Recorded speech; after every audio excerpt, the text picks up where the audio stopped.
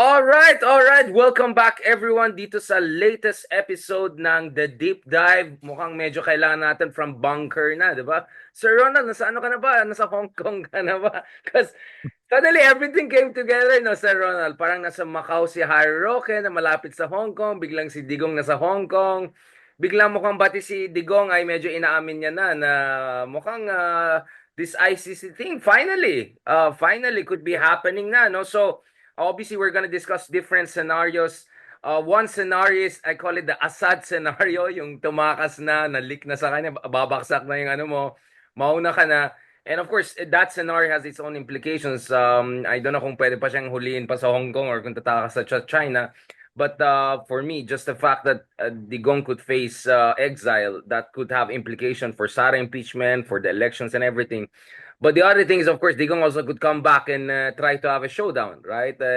Malakas ang loob niya. So, Sir Ronald, from what we know and what we can share, what can you say, Sir Ronald? Ganun na lang yung caveat natin. Tingin ko masyadong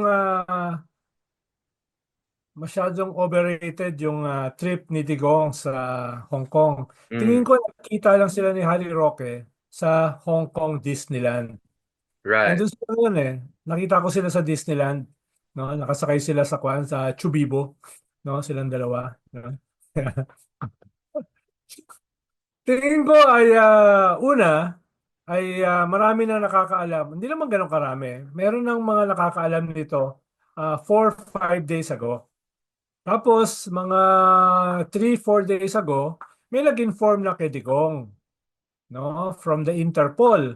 Dahil doon pinadala ng ICC, possibly, yung kanilang request, yung kanilang international warrant. Dahil Interpol ang mag-i-implement.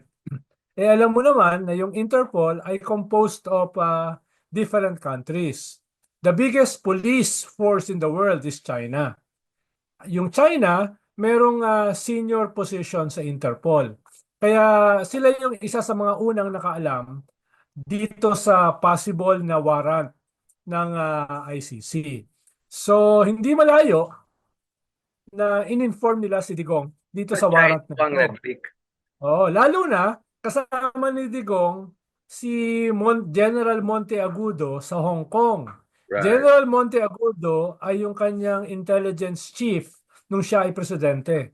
Yan yung head ng NICA. Right. At yung Yeah, NICA, I nung remember panahon this ni guy. Digong, yan ang nakikipag-deal sa intelligence agencies ng ibang bansa, lalo na ng China, na napakalapit ni Digong nung siya ay presidente. Kaya hindi ako magugulat na may na in-inform siya ng mga Chinese. At the safest place he can run is China.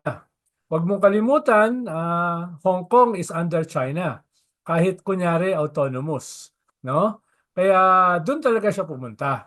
No? Kaya yung mga nagtatago ay posibleng nandun ngayon. Katulad ng paborito mong ex-human rights lawyer, si Harry Roque, no? Kaya, Wait, Sir Ronald, so you're saying walang, hmm, isa sa pagkalam ko, walang Mr. Universe event or ganyan sa Macau or sa Hong Kong eh. ay, So, madalas mayroon doon, madalas mayroon doon. meron sa Marami, Disneyland. marami ron, no? Marami ron sa Macau at Hong Kong. Mas Well, madalas doon. Doon yata ang Mr. Universe every month eh. buti nga.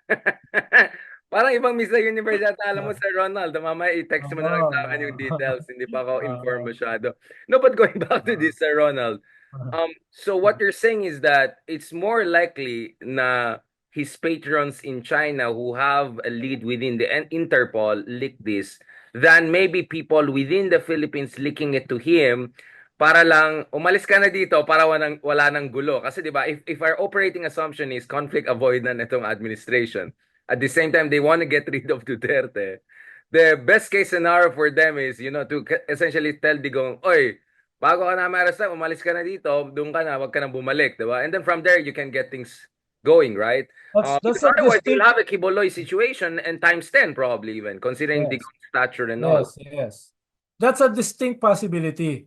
Pero tingin ko yung mas probable ay somebody from Interpol, possibly China, ay in-inform siya tungkol dito sa international warrant na ito, no? But then again, until it happens, it didn't happen.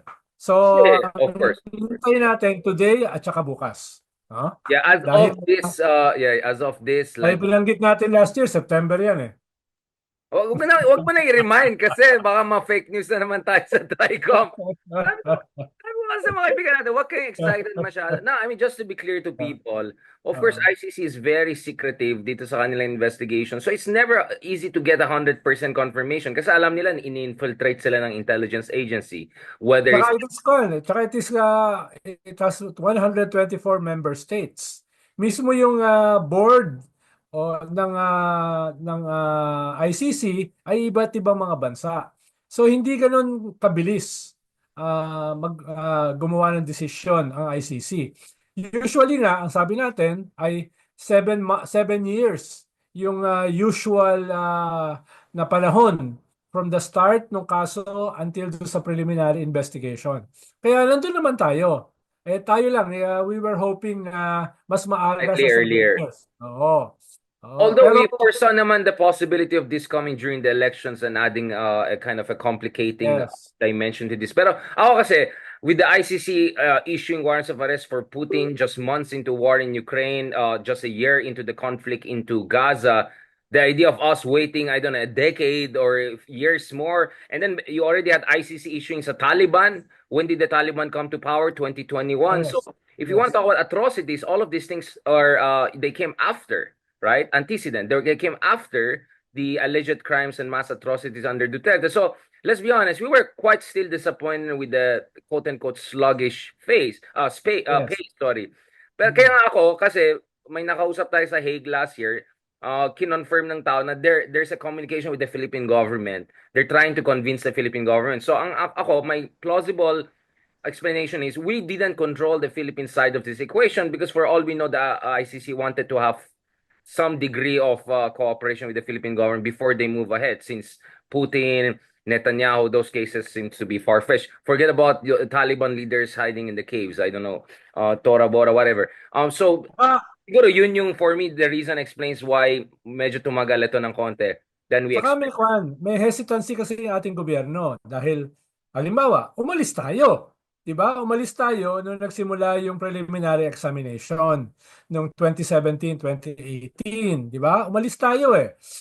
Ikalawa, kahit umalis tayo ay nagpatuloy yung kaso at yung Justice Secretary noong 2021 si Leonardo Solicitor Guevara, General Guevara ngayon, he's Solgen still siya ngayon. Pero noon, humingi siya ng palugit. 'Di ba? Humingi siya ng palugit sa ICC na bigyan sila ng pagkakataon para patunayan na gumagana yung ating justice system. Binigyan siya ng almost a year eh. 'Di ba? Binigyan siya ng almost a year na palugit, pero noong 2022 binawi na ng ICC dahil wala naman talagang nakasuhan dun sa almost a year na palugit na yon. so Kaya, what you're saying, Sir Ronald, is the kaya Squid Games delayed it. The Squid Game will give us yes, more time kaya to tumatagal assess ito it. dahil Yeah. yes, kaya tumatagal ito dahil una, umalis tayo. Ikalawa ay humingi tayo ng almost a year na palugit. Tapos as a, as late as last month, naglabas na naman ng statement si Guevara invoking complementarity. So yung ganun bang klaseng posisyon ay tingin ko nakatulong para bumagal yung ating kaso. Dahil alam ng ICC, kumokontra tayo. No, kumokontra tayo dyan. At yung present Solicitor General, as late as last month, ay kine-question na naman yung role ng ICC dun sa ating kaso. Kaya hindi ka magtataka, hindi mo rin masisisi yung ICC, bakit ganun bakit ganun ka bagal, no? Yeah, so essentially our argument here is that unlike in the case of Russia, unlike in the case of Israel or soon maybe Myanmar, and obviously in Afghanistan, it was already given na walang cooperation yung host government, right? Because ang Yes, kalaban mo yes. yung Estado basically, right? Wala nang palugit, Exactly. palugit. So essentially, ICC knew what was gonna come. They're gonna issue this warrant of arrest, and they know the implication.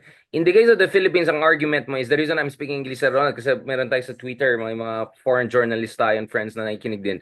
The reason in the Philippines nagkaroon ng delay is because the Philippine government sent too many mixed signals and asked for too many extra time and allowance to sort itself out. And in short, we contributed to the delay of ICC moving forward. Kasi yun nga, Yes. that's what I was told when I was there in July in Hague. Na our ICC is already communicating with the Philippine government, hey, what man, you want to cooperate with us or not? So when Justice Carpio said he's expecting it by September, I thought siguro he also confirmed with his interlocutors. But for all we know, there were back and forth negotiations. Of course, people have to remember this has to go through the Department of Foreign Affairs, right? Before it goes through DOJ, etc., and then Interpol. So there's some complications. Another complicating factor also, Sir Ronald, right? It was yung Supreme Court dimension that the Dutertes would challenge this in the Philippine Supreme Court, hoping again to delay this process since we withdrew from the ICC. Although, of course, anyone with the functioning gray matter would know that the Supreme Court already said na may residual jurisdiction ng ICC even if we exited them by the time of Duterte in 2018, meaning all the crimes committed before that final operationalization of the withdrawal would be covered. In fact, some would argue, in fact, the predecessor of Karim Khan, even the former chief prosecutor, implied Bensouda. that everything, yeah, is exact, that everything will be covered, even if you're no longer part of ICC. If you commit mass atrocity, you're still covered. I mean, let's not forget the case of Ukraine and Russia is also interesting, right? Because Russia is not a member of ICC.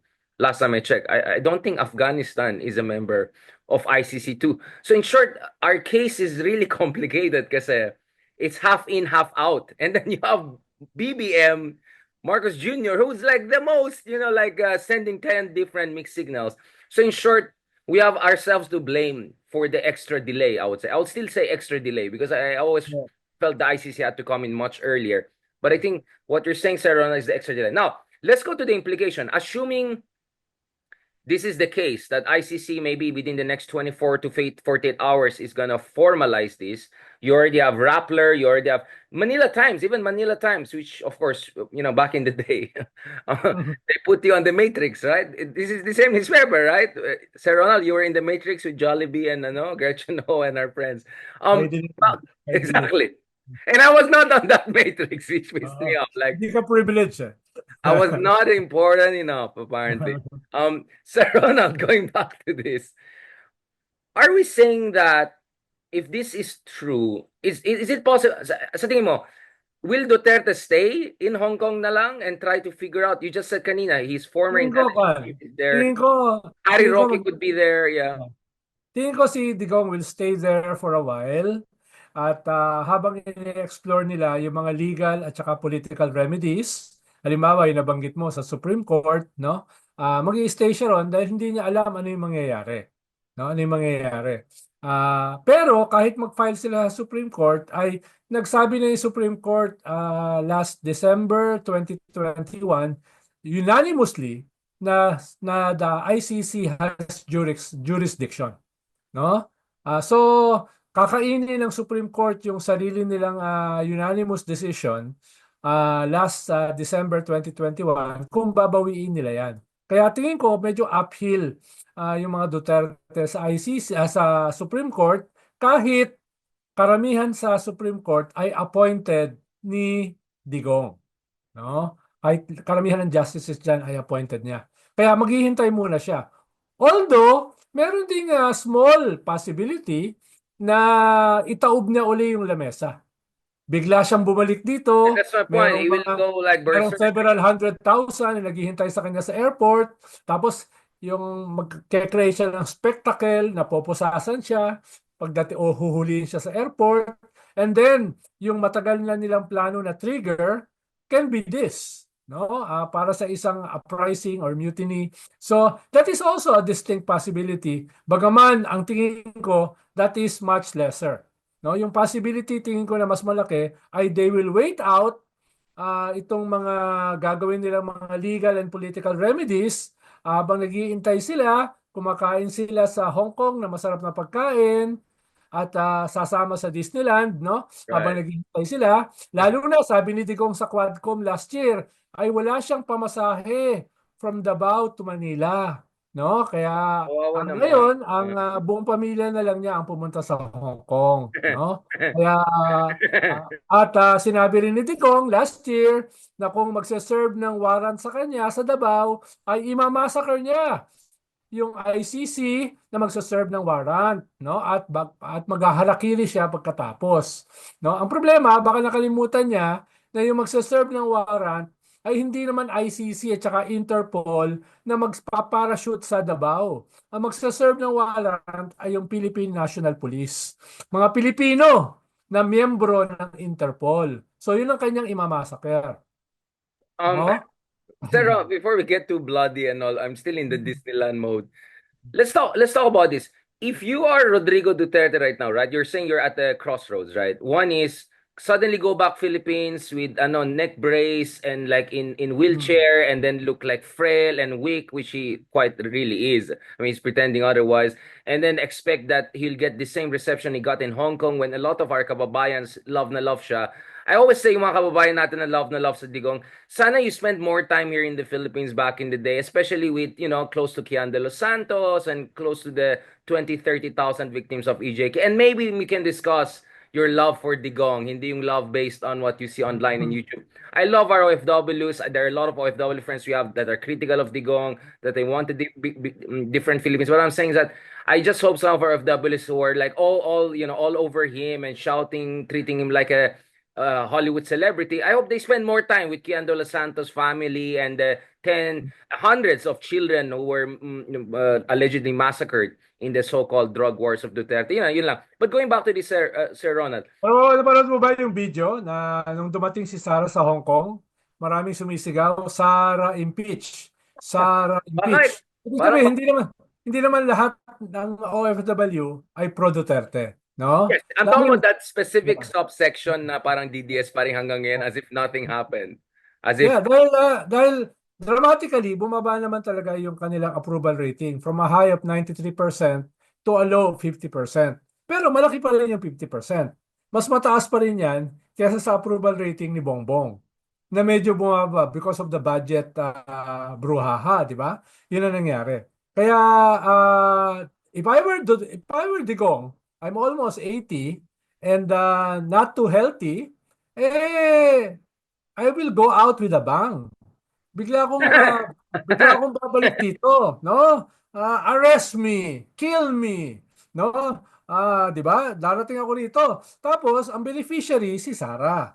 Na hindi ako natatakot, no? Hulihin niyo ako, itong mga dayuhan na ito, no? Itong mga dayuhan na tinutulungan ng mga kapwa nating Pilipino sa gobyerno, no? Na hulihin ako, di gawin niyo ngayon. Pwede niya mga ganun provoke. Tataob niya yung lamesa, babaguhin niya yung narrative. At alam mo naman, baka malito yung gobyerno kung ano gagawin. Kung yun gagawin nga ni eh. Dico. Yun nga Di eh. ba? Like if you're Duterte, right, knowing his algorithm na disruptive politics has served him, he has a perfect record of winning all elections, right? Um, that tells you that the idea of him, kasi political harikiri yun, di ba? If he's gonna stay in exile in Hong Kong, it's basically the end of the family. That's the cutting off the head of the snake. The Yeah. next thing, Pero, they're gonna go after the daughter, pero after the son. So ang there's problema rin also a lot kasi of reason for him to go crazy and come back. Ang problema rin kasi, Richard, ay may tendency yung mga Duterte to believe their own propaganda. No? The Duterte brand, the Duterte magic is also a bubble. Diba? It's also a bubble Yung mga bullies kasi, no, matatapang sila sa harap ng weaker opponents. Diba? Pero pag meron silang katapat na as strong as them, medyo nag-hesitate sila. Kaya yun yung kanilang relasyon sa China China is the bigger bully. The biggest bully.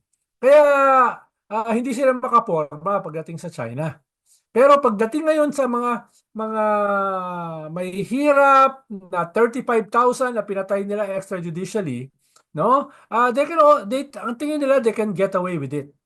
At ang tingin nila katulad ng speech na sa Hong Kong, ginagawa ko ito para sa kapayapaan. Actually, yung kapayapaan ng sementeryo ang ibig niyang sabihin, no? Kaya eventually that bubble will burst or has already burst, no? Kaya malabo na gawin ni Digong yung sinasabi ko. Dahil ayaw din nila talaga na makita na nakakulong, nakaposas, sinasakay sa aeroplano papunta sa Den Haag, 'di ba? Ayaw din nila noon Parang si Sara Duterte, di ba? Yung kanyang press con, anong sabi niya? Mas mahirap pa, no? Mas mahirap pa, mas madali pang iwanan ng boyfriend Hindi, at mas saka mahirap na iwanan ka ng jowa mas kaysa mahirap ma-impeach. pa, Oo, mas mahirap pang iwanan ng ng jowa. boyfriend at girlfriend kesa ma-impeach. Ang Correct. message niya, chill lang ako. Cool lang ako. I'm not troubled by this impeachment. Pero after a few days, nagsampa sa Supreme Court, 'di ba? Nagsampa sa Supreme Court ng kaso para itigil yung kanyang impeachment. Kala ko ba chill ka lang? No? Kala ko ba chill ka lang? Parang si Digong last year, anong sabi niya sa Quadcom? No? Ang tagal naman itong ICC. Sana bukas na. Naiinip na ako. O ngayon, nasan siya? Nasa Hong Kong, nagtatago. Nasa China, Nagtitigilan. nagtatago. So, ibig sabihin, yung kanilang mystique, yung kanilang legend, yung kanilang propaganda is a hot air balloon na sumasabog na. No? At tingin ko, alam nila yon. Kaya I doubt kung gagawin nila yung sinasabi ko. No? Pero Sir Na Ronald, are you challenging? I mean, let's say for by some accident, since ang dami na nanonood ngayon, mm, si Harry is listening in, or like mm. some Duterte advice. Do you think they will take this as a challenge? Like, Sir Ronald, do you want to Oh, officially dapat, challenge? dapat, Bumalik ka dapat, dito, tingnan natin. dapat. Si Harry Roque nga, contempt lang yung kinakaharap. Nagtatago na kung saan-saan eh. Contempt pa lang yan ha. Oh, alam ko naman contemptible siya. No? Pero yung kanyang kasong hinaharap, contempt lang yon. No? Dahil lang sa contempt, nagtago na siya. So, sobra naman silang tapang. No? Sobra naman silang tapang. 'Di ba? Ang tapang-tapang niya. Political detainee na siya. Nakulong lang siya for 1 day sa Bayani, bayani, Kongreso. Andun na bayani. siya kaharap ng mga rehas na bakal. No? Oh, Diyos ko po naman, no? Diyos ko po naman itong mga to. No? Kaya, hamulin natin. Hamulin natin. Tatapang nyo, ha? Di, umuwi kayo ngayon. Oh, umuwi kayo ngayon. No? Magpaparali ako ng mga victims ng EJK. Sasalubong sa iyo sa airport. No? Actually, Sir Ronald, I think we need more of that because as we speak, I don't know, these are trolls, these are just misled people, these are like people out. Sabi niya, wait, nag-investigate pa lang ICC. Like, can we remind Sir Ronald, people, how did we arrive at this point whereby an arrest warrant against Duterte is looking more imminent than ever? So, in, can you just remind, I know this is like sobrang like, naghang na tayo, like, ganun baka walang pag-asa yung ibang kaibigan natin. Hmm. How did ICC come with this decision if ever they're gonna release the warrant of arrest? Where did they get their evidence daw, Sir Ronald? Saan daw? Well, ang main evidence nila ay yung mga mismong nag-implement nung Davao Death Squad. Yung head mismo niya ay si Police Superintendent Bayan Las Cañas. At yung sinasabi niyang Lambada Gang, yung 7 hitmen niya, isa ron ang tumestigo, si Matubato. And I think one more ang nasa kwan ngayon, nasa ICC. Pero hindi lang yun eh. Ang dami Paano mo, mo communications. Yeah, exactly. paano mo itatago ang 35,000 deaths? Na mismo yung Philippine National Police inaamin ay 6 to 7,000. At mismo yung kanilang Malacanang report, no? Noong 2017 September, ang sinasabi 20,000 na ang patay. 16,000 extrajudicially at 4,000 through legitimate police operations. Ito yung kanilang performance report, no? Barely a year nung pagkapanalo ni Digong as president, ganyan na karami ang patay. Paano mo itatago yan? No? Paano mo itatago yung mga pamilya ng mga Kian de los Santos? Mga teenager na pinatay ng mga pulis. No, paano mo itatago yan? So, mangangamo yan eh. Mangangamo yung sobrang dami nilang pinapatay. No? Kaya, maliban to sa mga testigo, yan yung mag-haunt sa kanila. Literally, the ghosts of those they killed. No? As well as figuratively. At ikatlo, mismo yung mga statement ni Digong. Kahit madalas binabawi niya, siya mismo umaamin na inutos niya yan. So, these are very compelling evidence. At binigyan pa sila ng palugit ng almost 1 taon. Dahil reasonable naman yung ICC. Nag-request ka para patunayan na yung justice system mo nag-work. May nadagdag bang kinasuhan doon sa 35,000 na pinatay? Wala. No? Kaya the the tons of evidence, katulad nung 110 tons nung truck na na nagpabagsak nung tulay sa Isabela, no? Ganun kabigat yung ebidensya laban sa mga Duterte, no?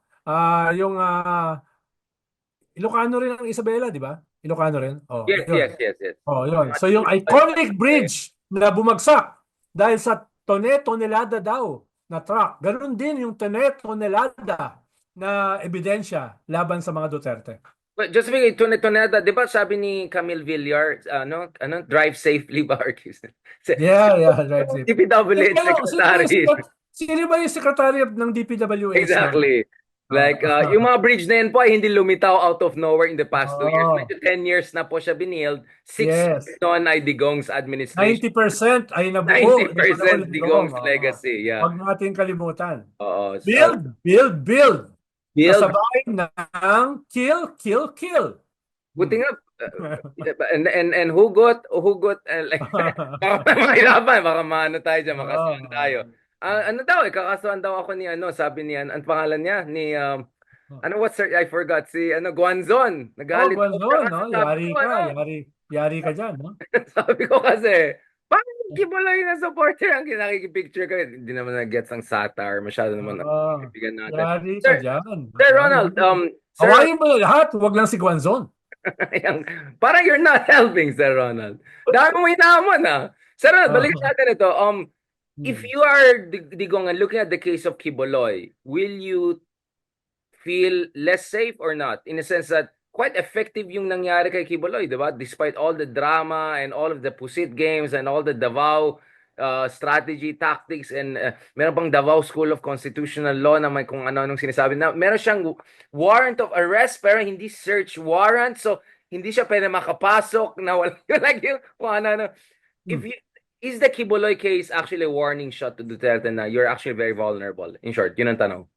Well, sabi ko nga kanina, nag-burst na yung kanilang bubble mismo sa kanilang muka. At never in their wildest dreams na na-imagine nila na mangyayari ito sa kanila. Dahil yung mga Duterte kasi pure hubris eh. Pure hubris. No? Ibig sabihin ay sobra yung paniniwala nila sa kanilang invincibility. Sobra yung paniniwala nila, no? Sa kanilang lakas. Unity, Hindi ito mangyayari, no? And ngayon na nagsisimulang mangyari that they are confronted by the possibility of their political mortality. I'm sure ninenervyos na sila in spite of their bravura. Ang natitira na lang ngayon sa kanila, di ba? It's a bravura eh. Di ba? Na wala yan. Pinapagpag lang namin yan. Impeachment, pinapagpag. ICC, pinapagpag. Ngayon, no? Ngayon na nakadikit na sa kanila itong kanilang pinapagpag, hindi nila mapagpag. Nakakaramdam na sila ng mortality. Imagine mo yun, ha? Kung ikaw ay sobrang believe mo sa sarili mo at na-realize mo parang tayo, Sir Ronald, bilib na bilib tayo sa tayo hubris lang. Tayo hubris lang. Sila pure hubris eh. No? Tayo, may element pa tayo ng show eh. Showmanship eh. Sila talaga naniniwala. No? Talaga naniniwala. Ikaw kasi, ang pinanggagalingan mo kasi toxic masculinity eh. No? Sir Ronald! Women's Month yan, Women's Month. Happy Women's Month. lang ako kaya nadadamay ako sa inyo eh. No? Nadadamay ako eh. No? Happy Women's Month po ulit. Just to remind everyone, tayo po ay talagang mataas po ang ating quotient of political sensitivity. Towards the end na tayo. Magpaliwanag ka mamaya sa safe house. Mamaya, magbabardagulan na tayo mamaya kasi doon ka sa kabila, basta sa kabila, malayo tayo. Rumble na naman tayo mamaya ron. Rumble na naman tayo. Mawawa na naman yung ating mga kasama. Daming nagalit sa akin, bakit si Richard walang mic doon, tas nakiki-epal. Pumapatol naman kayo sa akin. Sir Ronald, patapos na tayo. Let's go towards the parang, okay, the day after, sabihin natin, okay, again, everything is with caveat. Let's say within the next 48 hours, the warrant of arrest comes in, Philippine government, that 7,000 strong, whatever is true. Um, so what do we see in terms of scenarios? A, in terms of Sara impeachment, do we see this actually accelerating the Sara impeachment situation? Na baka, wait, if we cut off the head of the snake, maybe we want to go after the rest. Of course, dahil Sarah is a creation of the father. Diba? Yung kanilang mga political allies like Bato, Bongo, no, Robin Hood Padilla are creation of the father. No, the family. Hindi naman, ikaw ba, sino ba namang matino ang boboto kay Pulong? No? Kaya siya binoto dahil siya ay Duterte. Diba? So, all of this, nakinabang sila kay Digong. Kung si Digong ay mag-unravel, sigurado ko mag-unravel din sila. Halimbawa, kung House of matuloy Cards. itong crimes against humanity, kung matuloy itong kanilang pagtago, dinaga at nagtago sa Hong Kong, no? At hindi na sila babalik, doon na sila sa bosom ng kanilang principal na China, si Xi Jinping, doon na sila magtatago. Imagine mo yung negative impact niyan kay Sara. Anong sasabihin ng mga senador na nag-hesitate i-convict si Sara? Anong sasabihin ng mga senador na ang pagkiling ay pro-Sara? Anong sasabihin ng mga senador na nagbabakasyon, ayaw tapusin yung kanilang bakasyon in deference to Sara? Magbabago yan. Magbabago yan. Gusto ba ng mga senador na ito na malink sa crimes against humanity? Gusto ba ng mga senador na ito malink sa pagiging pro-China? I'm sure hindi. Kaya may epekto yan hindi lamang sa midterm elections, may epekto yan dito sa impeachment. So mag-tsunami na yan, di ba? I mean, if you're Nograles, Yes, oh, suddenly, yes. ito na, kung legit pa yung Unless Big R, unless gumawa yung gobyerno ng epic fail. yung, No? I was about to say, unless yung Unless kababayan yung ko ay unless yung gobyerno hindi gamitin itong opportunity na ito. At shooting imbis the, na gamitin, ay sila yung mag-unravel. Sana hindi naman. Dahil lamang na lamang sila rito eh. Lamang na lamang sila rito. Pero kung pag nakita mo yung statement ni Jay Ruiz at saka ni Claire, medyo it leaves much to be desired. Diba? Dapat turuan mo sila how to make a statement. No, I turuan mo think, sila. well, in Oo. fairness kay Attorney Oo. Claire Caso, lalabas yung interview na, I think she's still feeling her way. I mean, she's transitioning from us like vlogger into, kaya nga sabi ko mag-Harry Roque style ka. In my personal capacity, ito yung opinion ko, magganong ka na lang sabi Oo. ko. Para, para makalusot. No, but going back to this, Sir Ronald, um, so what should the rest do? Kasi hindi natin kontrolado yung administration. BBM will do his own thing. Hindi rin natin kontrolado si Digong, but you're encouraging them to go for gold and like magwala-wala. Now, what should the civil society do? Yung sinabi mo kanina, should the victims come out? Pwede na sila mag-rally? Or do you think this is now the time to bring out all the cards na? Meaning, Well, yeah. sabi ko nga sa interview ko kahapon at saka early this morning, ito yung moment ng mga victims. Ito yung moment ng mga pamilya. Ibis na kami lang ang nagsasalita, dapat sila yung nasa frontline na nagsasalita. Ito yung kanilang storya. No? This is their moment. No? Kaya dapat sila yung imbitahan ng media. No? Dahil ito na yung kanilang vindication. No? Ito na yung kanilang vindication. At kailangan magkaroon ng maraming mobilizations with them, ang civil society. Yun ang dapat mangyari. And do you think there are civil society groups who are doing that? I mean, you were talking about kunyari, people's movement for Sara impeachment. Could we see kind of a confluence of all of this? A people's movement for Sara impeachment. Yes, Parang exactly. people's movement for EJK victims, a people's movement for Exactly. good governance, yeah. Exactly, no? Tingin ko habang tayo ay nagbabardagulan dito, ay nagpaplano na yung mga yan proactively, no? Habang tayo ay nag-uusap ng mga walang Na walang kwenta. kinalaman. Wala tayong kinalaman. Just to be clear, Wala, ha? wala, wala, wala, We're wala. totally innocent. We have no idea Wala whatsoever. naman dyan, no? Tayo ay kwan lang. Mga meron lang tayo. Agitators. We are agitators. Meron lang. Oh, meron. Nagpo-propose nga tayo kay Digong kung ano gagawin, di ba? Oh, di We're ba? proposing to both sides. Sabi na iba, parang sinusunod natin yung dalaw. Ginawa natin sa sabong, ha? Sabong. Oo. Sige na, go na, go I'm na. 100% Uwi ka na. Manggulan tayo. I'm 100% sure nagpaplano itong civil society with the families of the victims na mag-scale up. Kasama na itong People's Impeachment Campaign. Sir, now if you are Bato, what will you do now? You're in the middle of elections. May time ka ba tumakas or mag hair follicle test? Ano bang gagawin mo ngayon? Wala problema ni Bato, kung meron international warrant, may probability na kasama siya as principal. Si Sara malamang hindi. Si Bongo malamang hindi, no? At least not in the first wave. Pero si Bato ay nanganganib. Nanganganib si Bato. Baka nga siya pa yung maiwan dito, siya pa yung Siya yung, madala sa Den Haag. siya Siya yung pa yung maging Bato. oh, Yeah. siya pa yung nandun, no? Oo. At siya yung talagang tunay na iiyak. Katulad nung kanyang crocodile tears nung tinanggal si Migsubiri. Ito, tunay na tears na to. Yung Hindi na to crocodile tears. Sir, malapit na Mm. magkaroon ng Bato School of Drama and Arts. Baka mamaya magka-branch yan sa Hague. Yan, Hague oo. branch of the Bato School of Drama and Arts. Oo. At Now, halimbawa, yeah, kahit hindi pa siya hulihin, tatamaan yung kanyang ratings sa survey dito. I'm sure of that. No? yun nga, I think now is you're absolutely right. This time talaga for the victims and all come out. Last point, what about the genuine progressive opposition? We had the Iloilo event. Riza was there, Lenny was there.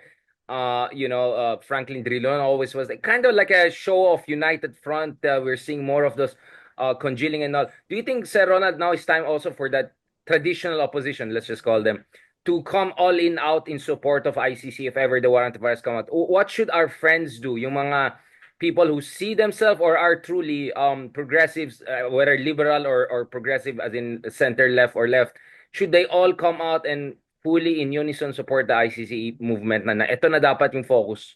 Dapat bawiin na nila yung statement nila na impeachment is not a people's issue. Dahil yung impeachment, kasama dyan yung EJK. Yung impeachment, kasama dyan yung ICC, yung Crimes Against Humanity. No? At ito, clearly, ay nagdesisyon na yung ICC. At dapat sila yung paunang sumuporta dyan. Dapat bawiin na nila yung kanilang statement na ang impeachment is not a people's issue. Dapat magsalita na sila rito. Kahit medyo magdalawang isip sila dahil baka mabawasan sila ng boto, dahil this is no longer about political calculation. This is no longer about votes. This is about their role and part in history. Nasaang side ba sila ng kasaysayan? No? Sila ba ay titimbangin at makikitang kulang o sila ay titimbangin at makikitang sapat? Yun na yung dapat nilang isipin. Kaya dapat kasama sila sa ating hahamunin. Ngayon, Do at sa you mga think if they susunod don't na do that, episode. that will damage them? I mean, let's lay out all the cards. If Yeah. the those who position themselves as liberal, progressive, opposition, if they don't come out openly dito sa ICC, sa tingin mo ba masisira talagang, I mean, yung wala na silang credibility for years to come, considering, the opposition is still trying to rebuild its momentum. Correct. Pwedeng makakuha sila ng boto sa mga Duterte. Pwede sila makakuha ng boto sa Iglesia. But at Pero the yung mas expense of malaking boto na pagkukuhanan nila, yung anti-Duterte, no? Yung yan yung mas Solid North. tama Yung maraming sila. followers natin ngayon Sir Ronald, biglang dumami yung Solid North followers natin. May mali ba tayong ginagawa, Sir Ronald? Baka tsamba lang. Parang ang daming comment na pro BBM ako pero gusto ko kayong dalawa, parang wait. No. It's like, thank you but no thank you. Gagamitin naman laban sa atin yan eh. Oh. Sir, I think this is very important, right? We have to be absolutely clear. Wala nang time for being wishy-washy here. We say this to BBM, but we're also saying this to some of our friends on the other side. Like, eto na. You have to lay out the cards na. I mean, I don't want to go Trillanes about this kasi Senator Trillanes parang, whoa, relax. Sabi niya, di ko alam, baka nga sa private ka, hindi nga. Sabi ko, so this is it na, no? Lay out all the cards, show where you stand on this issue kasi this could be a momentous juncture in Philippine history. Di ba, Sir Ron? I mean, did you ever think we will come here? I know we kept on saying for the past 2 years na papunta na tayo sa exciting part, but now it looks like we're just at the cusp of it, Sir Ronald. I know marami kang mga adrenaline rush events sa buhay mo. Hindi ko na isama yung mga hugot mo. Medyo yung mga adrenaline. Wait. Erase. Alam ko Oh, parang exciting moments sa buhay mo, Sir Ronald. But is this gonna be one of the most exciting moments if ever papunta na talaga tayo? yes, this is a defining moment for everyone. This is a defining moment for our generation. Dahil dito nakasalalay yung future ng mga susunod na henerasyon. Diba? If the Duterte survive this, then they have a possibility to get back into power. No? Ngayon yung panahon whether they are destroyed completely or they survive and get momentum going into 2028. Tayang pato na ito. Tayang pato na ito para sa mga not only progressives, no? But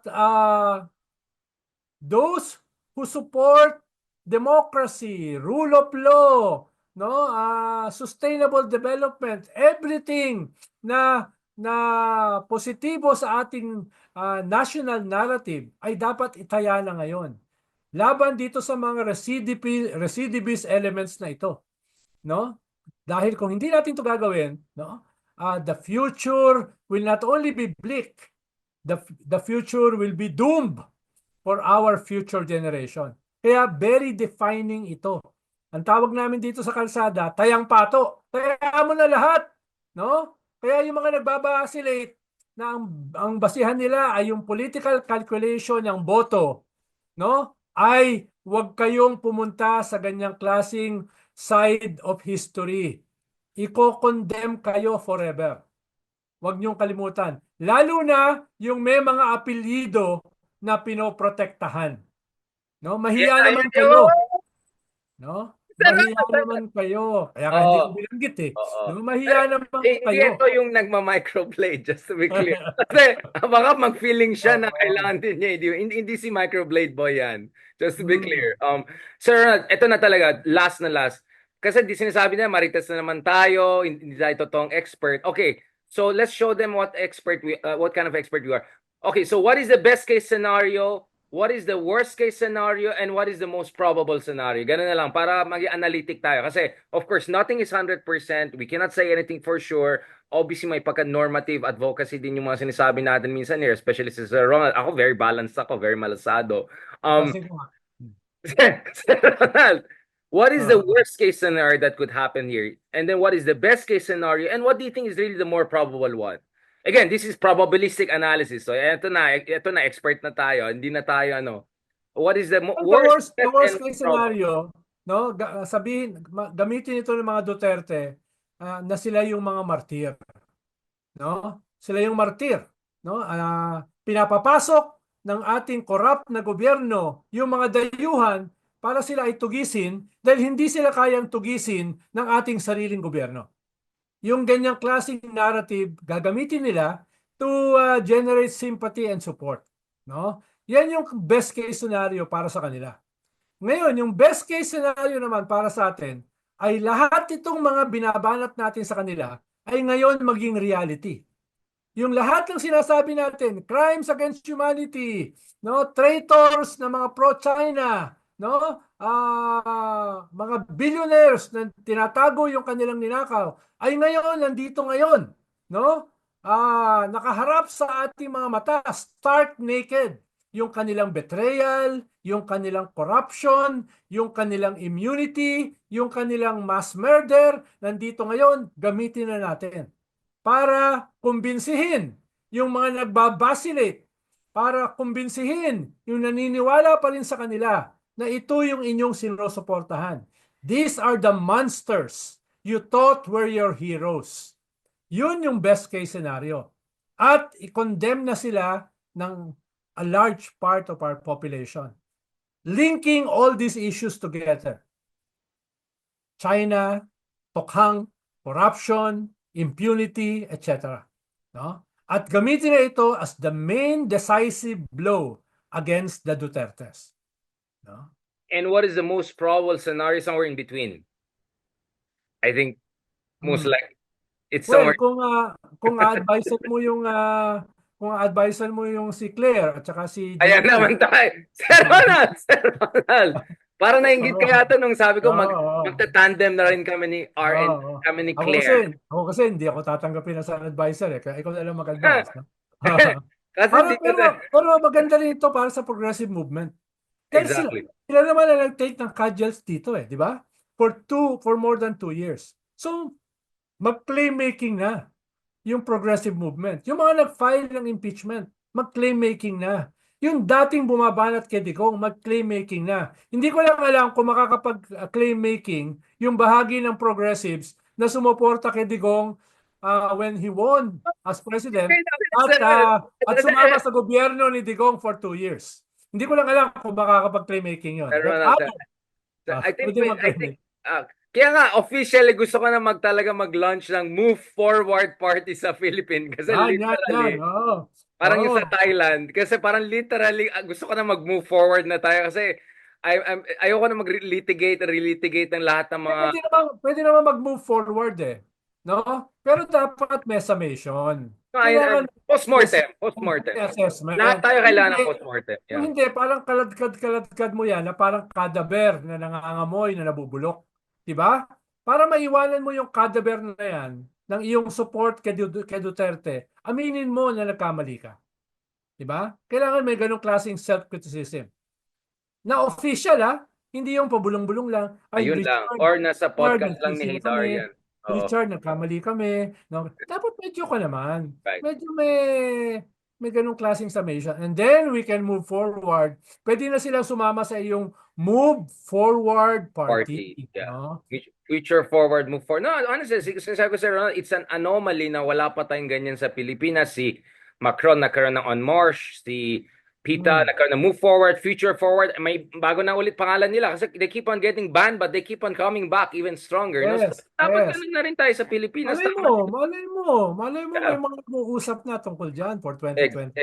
Exactly. At ikaw yung plano namin gawin na ikaw yung Jeremy Corbyn, Bernie Sanders. Kasi 'di ba, Oo, pansin mo, there's always oo. kind of a statesman, elder state. Hindi ka pa naman Oo, elder, pero almost. yung Joe Rogan mo, nagugulpi ngayon eh. Medyo, medyo kawawa. Ha? Medyo nag-unravel din eh. Alam mo yung kay Elon Musk, yung pumapasok na siya sa grass, yung Oo.